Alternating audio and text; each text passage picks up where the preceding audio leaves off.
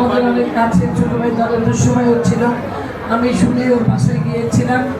ওর স্ত্রীর সাথে আমার দেখা হচ্ছে, 3টা মেয়ে, ওদের পাশে আমি বেশ অনেকক্ষণ ছিলাম।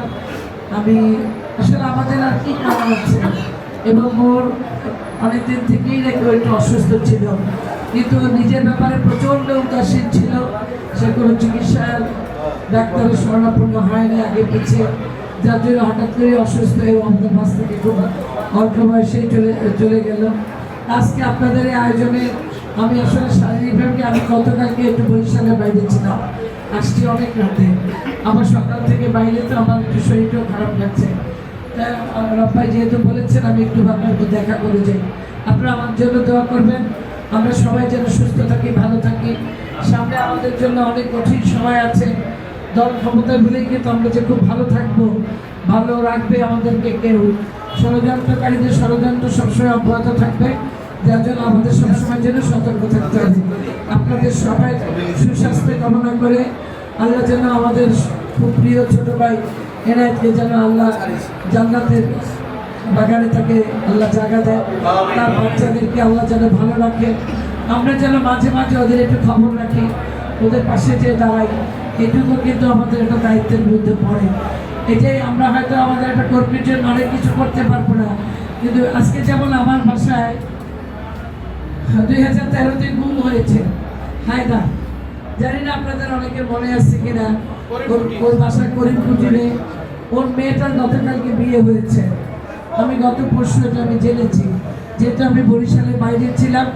আমি রাত্রে এসে ওকে ফোন দিলাম যে আপনার মেয়ের বিয়ে কী হলো, বলে আপা আজকে মেয়েটা উঠাই দিছে, কিন্তু আমরা কিন্তু কেউ তার পাশে থাকতে পারিনি।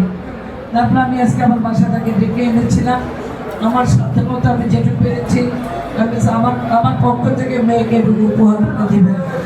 এই ওর ওয়াইফের যে চেহারা, যে চোখের চাহনি, ওর চোখের পানি, এটুকুই আমাদের জন্য অনেক। যে সে মনে তার কথা একটাই, ফোনে বলে আপা আপনি যে নিজে ফোন করে খোঁজ নিয়েছেন, এটুকুই আমি কৃতজ্ঞ।